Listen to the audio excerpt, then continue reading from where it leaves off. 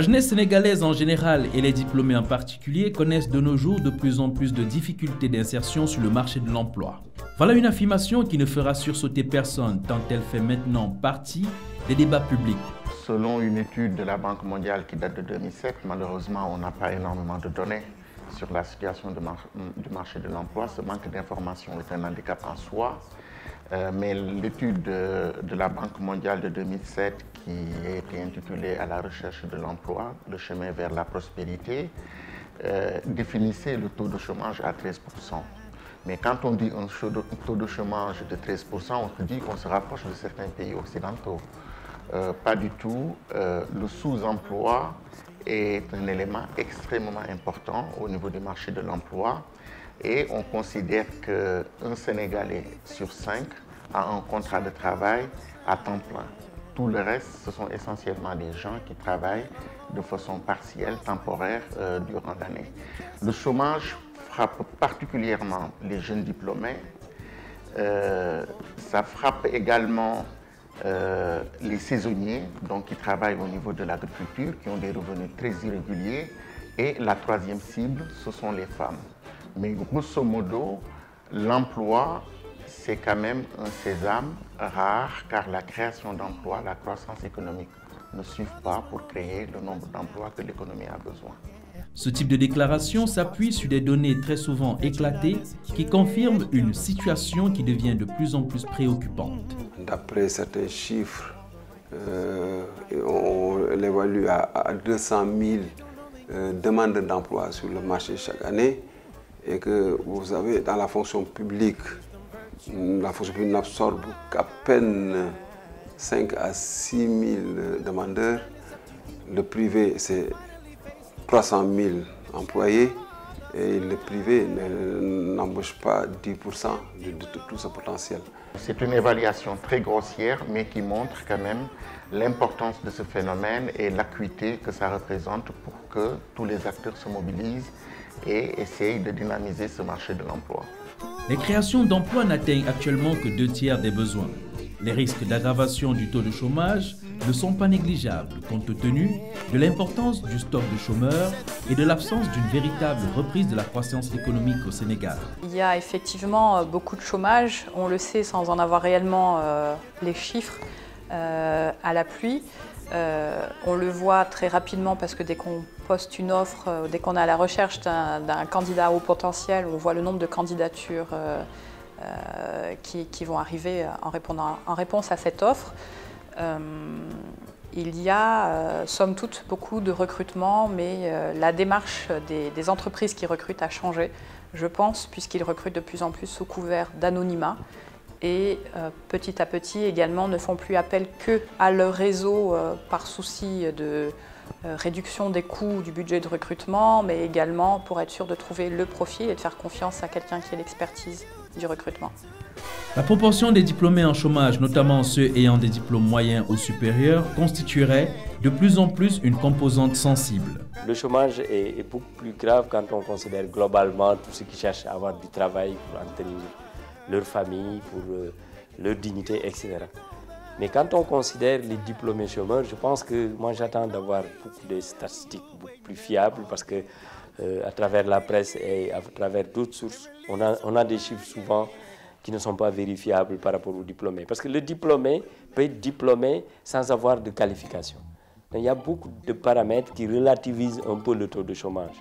Parce que ceux qui sont formés de manière académique et qui doivent après trouver une qualification et qui n'ont pas la qualification, seront beaucoup plus susceptibles d'être chômeurs que ceux qui ont des qualifications en sortant du centre de formation. Les jeunes qui frappent à la porte de l'emploi sont particulièrement fragilisés. Ces jeunes, il faut quand même faire une segmentation. Il y a des jeunes issus de l'enseignement supérieur qui ont une formation supérieure. Il y a des jeunes qui ont connu l'échec scolaire, qui n'ont pas de formation professionnelle. Pour ces jeunes-là, la situation est critique. C'est une situation qui interpelle tous les États africains. Au-delà même, dans les pays développés, on trouve aujourd'hui ces jeunes. Que faire de jeunes qui n'ont pas une formation, qui n'ont pas une compétence technique particulière? Quel avenir réservé à ces jeunes? Comment nos nations vont en fait gérer ces jeunes à long terme? ce sont des problématiques extrêmement sérieuses que les pouvoirs publics doivent essayer de prendre à bras le corps. La solution peut être de passer par la formation professionnelle. De toute façon, il faut les former d'une manière ou d'une autre. Par contre, il n'y a pas énormément d'opportunités pour les jeunes qui sortent des formations supérieures, des écoles de formation professionnelle, pour trouver un premier emploi. Donc le premier emploi reste une problématique. Le maintien du taux actuel du chômage chez les jeunes, qui s'élève à 13% selon les autorités au Sénégal et près de 40% dans certains pays africains, fait courir des risques très importants. Si l'Afrique ne parvient pas à créer des opportunités économiques et d'emplois suffisantes pour offrir des conditions de vie décentes à des centaines de millions de jeunes, la cohésion sociale et la stabilité politique s'en trouveront fragilisées. Nous avons passé une annonce tout dernièrement pour le recrutement de personnel de Dakar Terminal, une filiale de Bolloré au niveau du port de Dakar. Nous avons reçu plus de 40 000 candidatures et dans ces 40 000, les 85% représentent des jeunes à la recherche du premier emploi, donc qui n'ont aucune chance par rapport aux postes qui sont à fournir dans la mesure où, au niveau de ces postes, une expérience est requise, une compétence technique particulière est demandée, notamment souvent une bonne connaissance du secteur portuaire.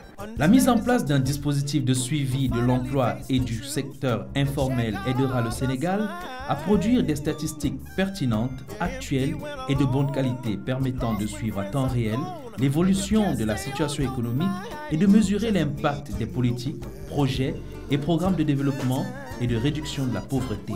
97% des emplois se créent dans le secteur informel et on sait que dans ce secteur informel, il n'y a pas de contrat de travail formel.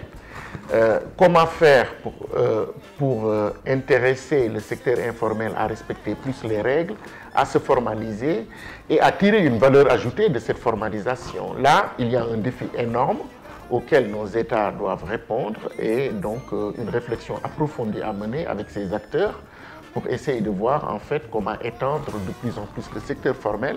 Ça aurait un impact sur la base d'imposition qui serait élargie, ça aurait un impact sur nos institutions sociales comme la sécurité sociale, donc qui permettrait d'avoir plus de cotisants, et l'impact sur l'économie serait forcément un impact positif. Le développement des réseaux et l'accès à l'information est une composante importante de la palette d'outils à mettre en œuvre. La responsabilité ultime de cette action sur la production et l'accès homogène à l'information incombe à l'État, car il s'agit d'un bien public où les bénéfices sociaux dépassent largement les intérêts privés en raison d'externalités. L'information sur la situation des entreprises dans le pays, l'information sur le marché de l'emploi permettrait d'avoir une meilleure visibilité sur les axes stratégiques à développer pour essayer de solutionner la question de l'emploi. Les jeunes doivent donc se préparer à rencontrer de plus en plus les décideurs. J'ai participé au forum du premier emploi et je me suis rendu compte qu'il y a des étudiants qui non seulement n'avaient jamais fait de stage, ne parlons pas d'emploi, mais qui étaient dans leur première expérience d'entretien de recrutement. C'est tellement crispé qu'ils ne pouvaient même pas faire un entretien normalement. Utilisez également votre temps à bon escient pour aller vous préparer à un entretien de recrutement. Ça se prépare. On ne débarque pas les mains dans les poches sans CV, sans bloc-notes, sans stylo. On doit savoir quel est l'interlocuteur qu'on va avoir en face. On doit savoir se présenter en quelques minutes. Quels sont nos défauts, nos qualités? On a tous des défauts. Celui qui me dit qu'il n'a pas de défaut, et ça m'arrive souvent en entretien, il a déjà un défaut, c'est de ne pas se connaître. Les données disponibles sur le chômage au Sénégal doivent être lues avec beaucoup de précautions. En effet, le taux de chômage est particulièrement peu signifiant dans une économie où le secteur informel est important, où le travail domestique est encore très répandu et où l'inactivité en âge de travailler, qu'elle soit choisie ou subie, est encore très fréquente. La vocation, elle n'existe plus, c'est la nécessité. on devient professionnel suivant l'offre. Et comme qui dirait, nous nous marions, vous vous mariez parce que vous vous aimez, nous nous aimons parce que nous nous marions.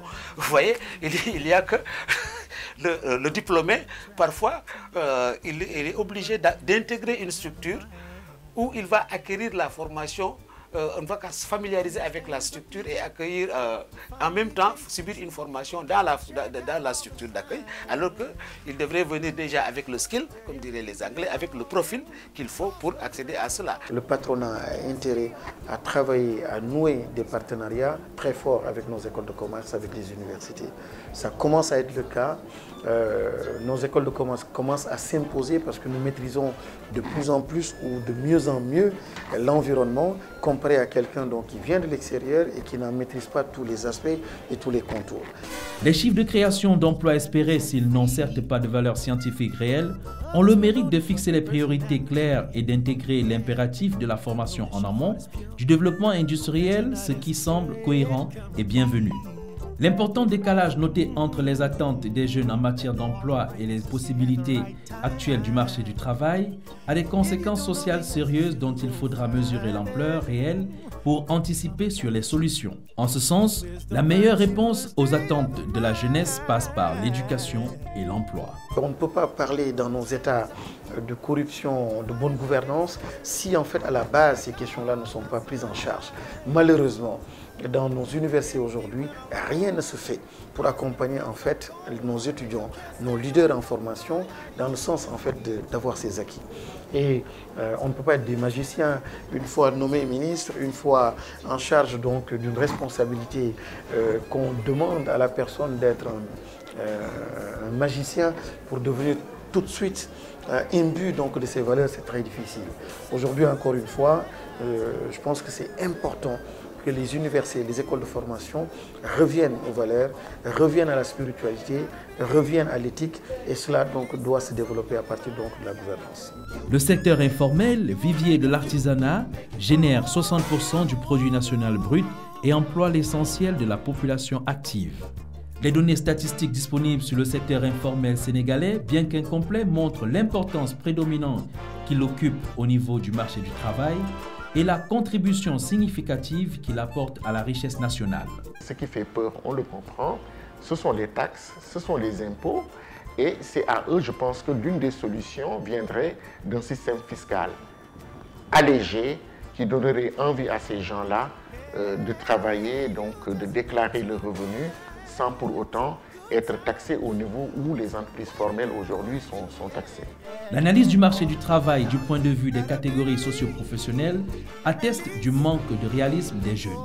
Plus d'un jeune sur 5 souhaiterait travailler comme cadre dans un marché qui n'a pas créé de poste de ce type.